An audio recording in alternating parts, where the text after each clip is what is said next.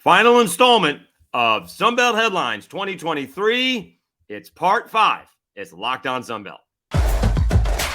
You are Locked On Sunbelt, your daily podcast on the Sunbelt Conference, part of the Locked On Podcast Network, your team every day.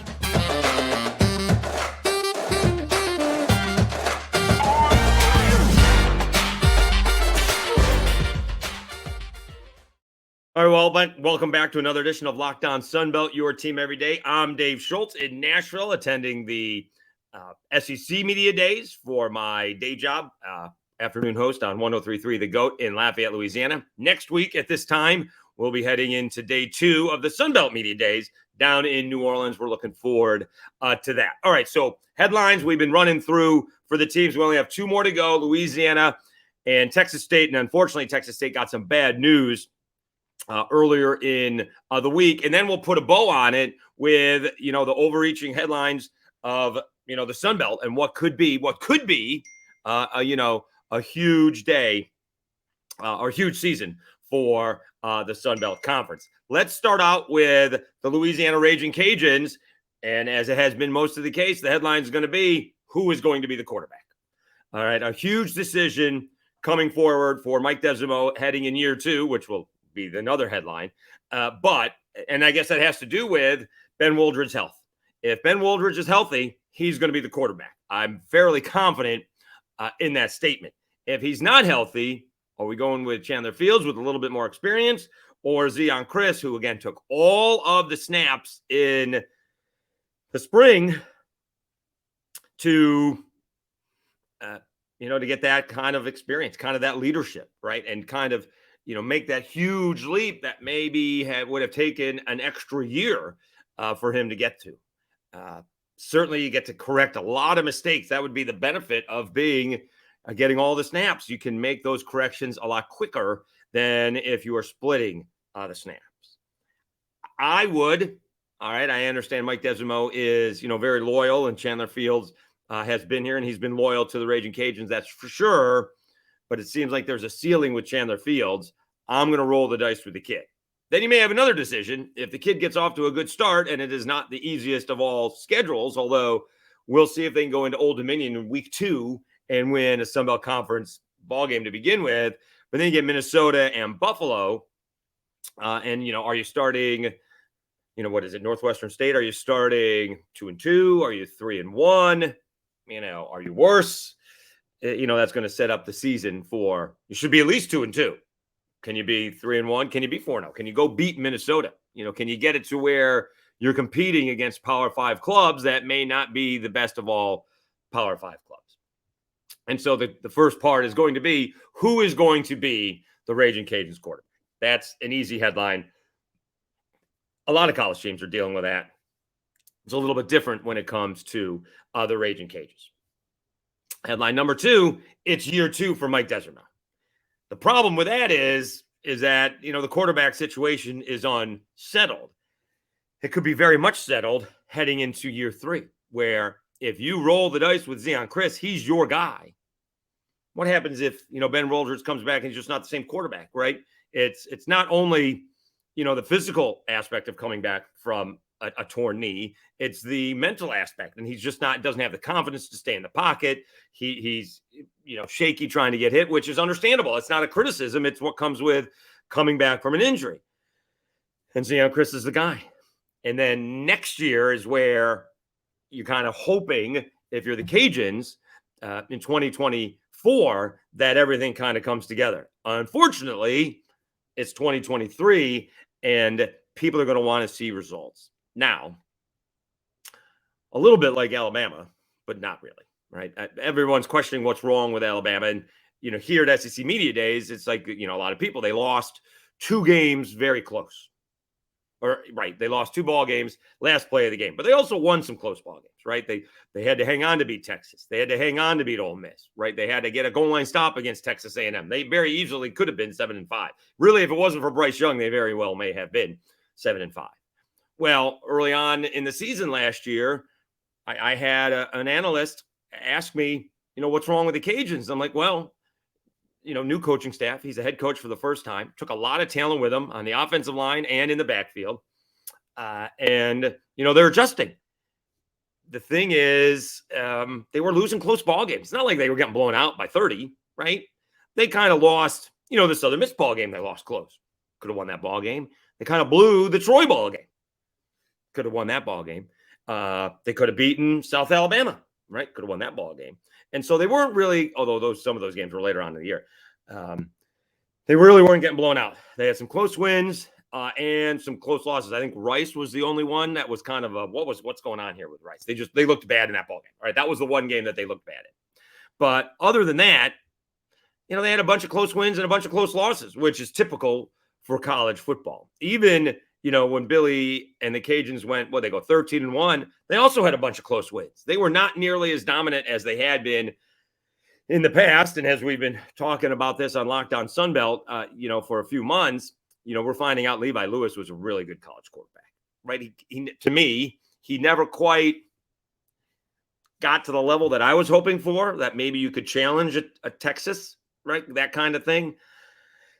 But boy, he was really good when it mattered. Arkansas State, Marshall in the bowl game. They won a lot of ball games close. Where he did get really good in his senior year was throwing that deep ball. That was a huge part of the Cajuns offense a couple of years ago, and he got very good at that. And we were finding out he was a very good group of 5 college quarterback. Very good. And you're kind of looking for that again. And the problem is, can you find that again? Is Zeon Chris that guy? Because Zeon Chris is he's that, he's what, more athletic, more ability. Can he play like Levi Lewis?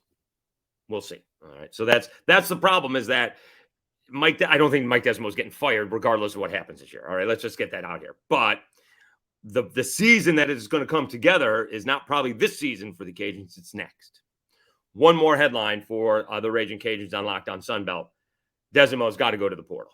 It's a nice theory of trying to bring in guys to develop, but you're going to lose guys once you develop them. Trey Amos going to Alabama.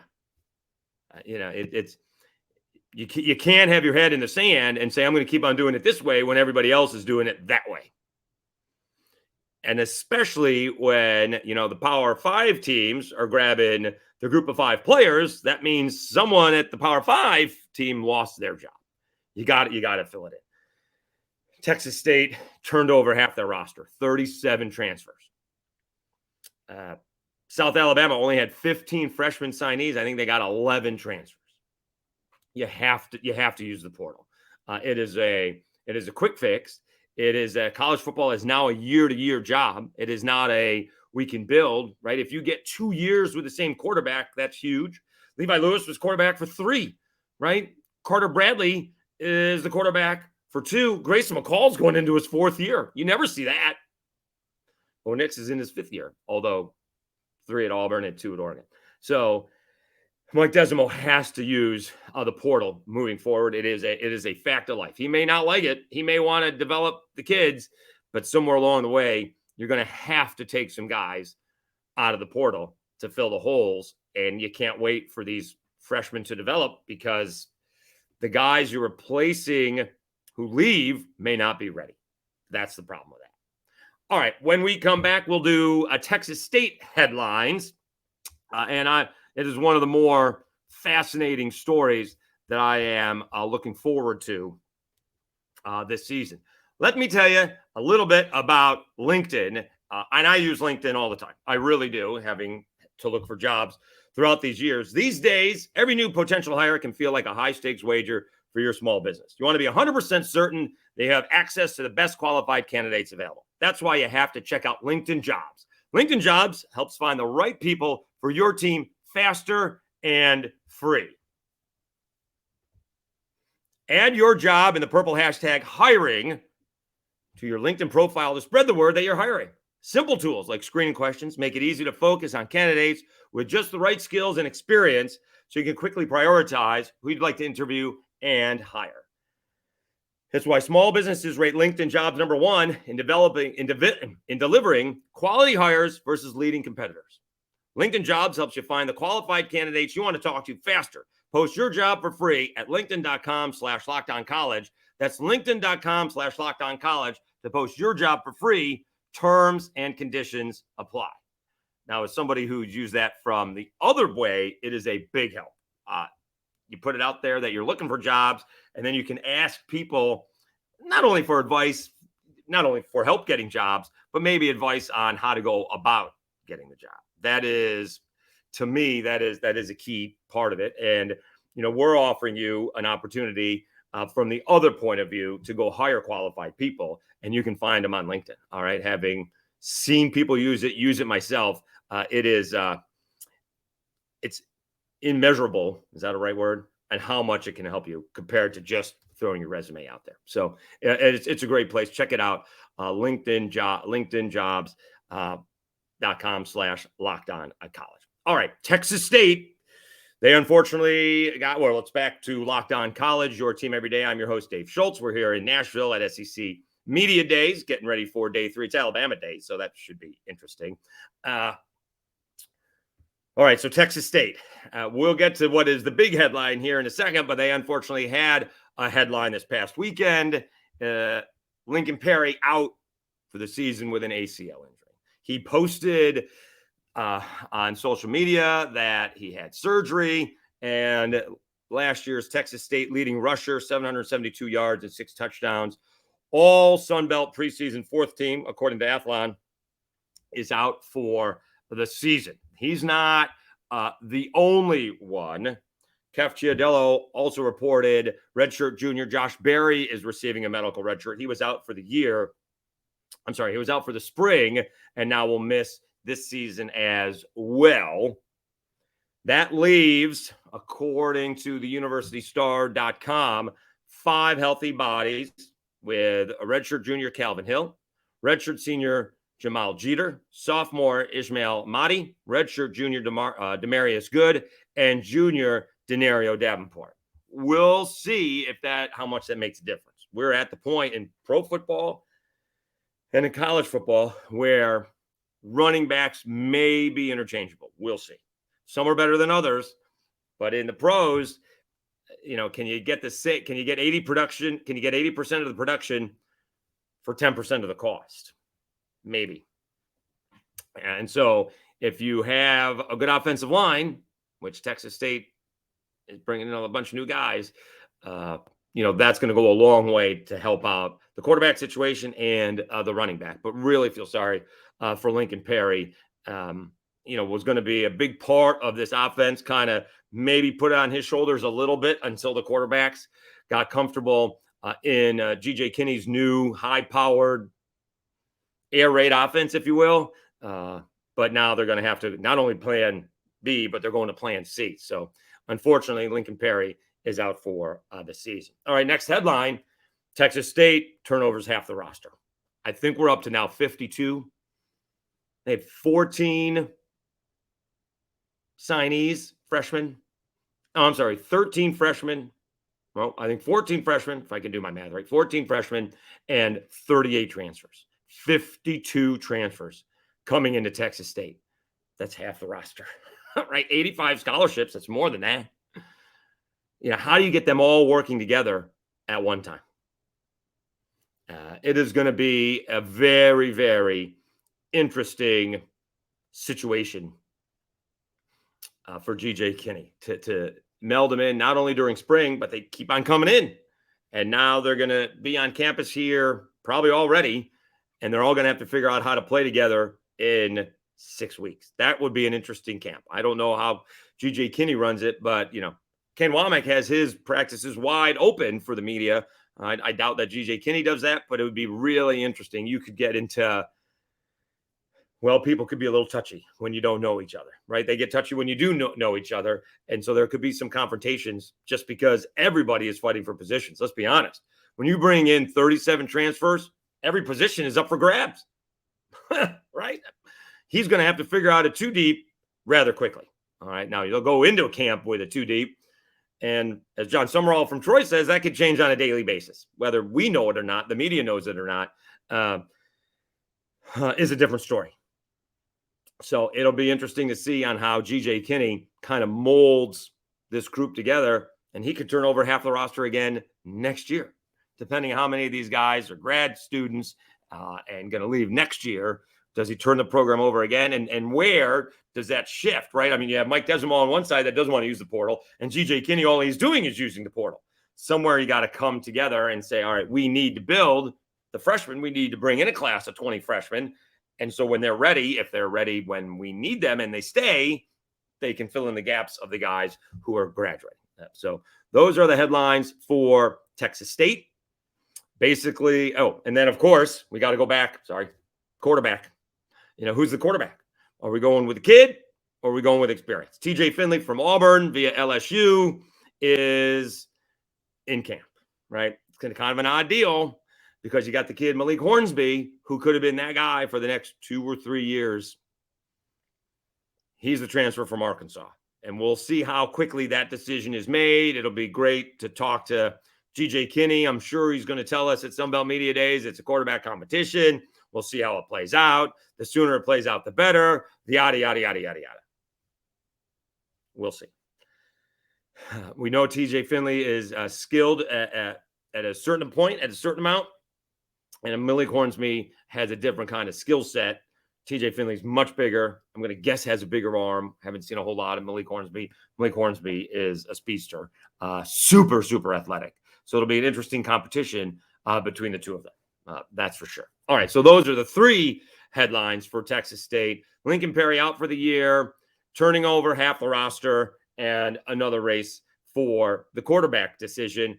Are we going with the kid or are we going with the experience? When we come back, we'll put a bow on 2023 Sunbelt headlines, kind of the headlines for the conference is what we're going to do when we come back on Locked On Sunbelt right after this. All right, again, the special thanks to everybody hanging with us. We'll get back to, doing it every day. Camp is about to open up in a couple of weeks. We got 14 previews to do. We're going to see if we can get all the coaches on, try to set that up next week in New Orleans. And the idea being that we do them preseason, and then hopefully we can grab them in season and see what's going right, what's going wrong, how our injuries factoring in. Again, not about excuses or I'm more of a reasons guy, but just catching up halfway during the season. We always appreciate the coaches' time. They are extremely busy, and we do enjoy it when we get about 15 to 20 minutes with them. So we'll look to do that and set that up beginning, it could be as early as Thursday, as far as I'm concerned. We'll see. We'll see who wants to hop on to preview their seasons on Locked On Sunbelt. Please subscribe on YouTube. Really appreciate that. You can find them all on your audio podcast as well. Apple Podcasts, Spotify, Stitcher, iHeart, Amazon, all of them. So it is appreciative that you subscribe. If you're on Apple Podcasts, please rate and review. And of course, please subscribe and share on YouTube and on social media. It is a big help. We're going to get close to that 500. I have a feeling we're going to get very close to that 500 minimum by kickoff on September the 2nd. All right, Dave Schultz, Locked On Sunbelt, your team every day. Wrapping up 2023 Sunbelt headlines. Does the Sunbelt continue to improve? Do they make a move? Again, South Alabama has it right there in front of them. It is not impossible. They should have beaten UCLA last year. They could have beaten Troy. They're playing at Tulane. That's not going to be easy. And they're playing at Oklahoma State. If they were playing at Oklahoma State later on in the season, that would be a problem. But they get them week 3. Oklahoma State's changing a bunch. They're changing their new quarterback. They had a bunch of guys transfer out. Can an experienced South Alabama team start off the season 3-0, find themselves, 18th or 19th in the country, and then they're going to JMU. They go to Troy? All of a sudden they're going to win some road games, and people are going to start talking. It's crazy. Can South Alabama make the playoff? It's a long shot. I get it, but they start 3-0. They're going to start talking about it because, again, the way the rankings work, fair or not, they keep on winning. All the top 25 teams keep on losing, or at least half of them do. They're going to move up. And you're going to get the Cincinnati talk and the UCF talk, in November and October. So can the Sun Belt get that one special season from a South Alabama? Other people think it may be Coastal, maybe JMU, but they can't do anything with it, right?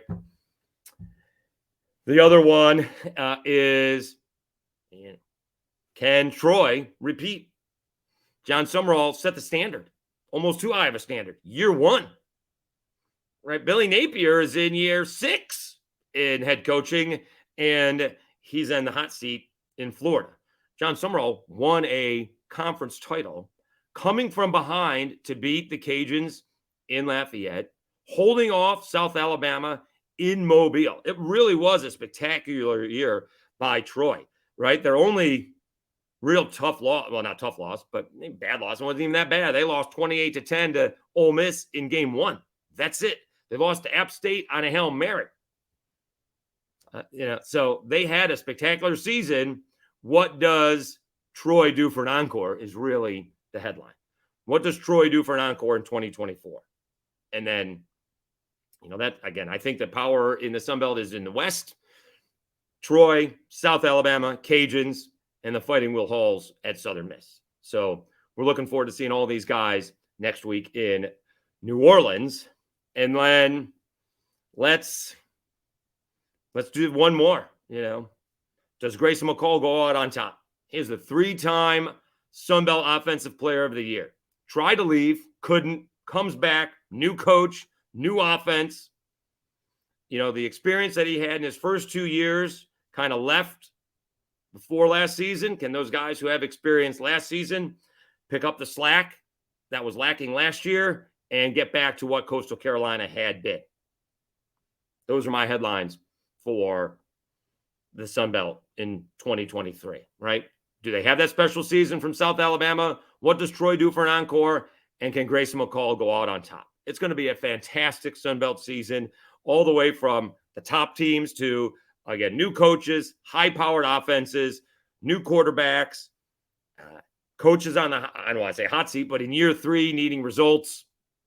It's going to be a lot of fun, and it's always going to be fun when we catch up with these guys come next week in New Orleans. So we will have all the coaches on 103.3 The GOAT. We'll probably, and we'll try to set them up to get them to come on a Locked On Sunbelt over the next couple of weeks so we can preview the season and then talk about how it's going throughout the camps.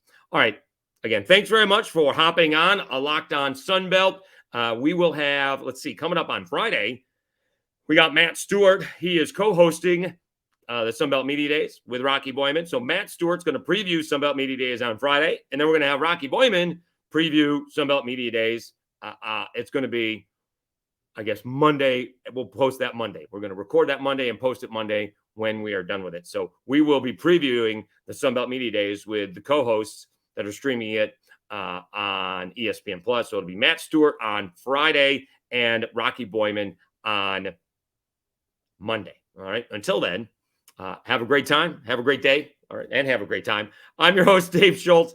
And thanks so much for watching and listening to Locked On Sunbelt, your team every day.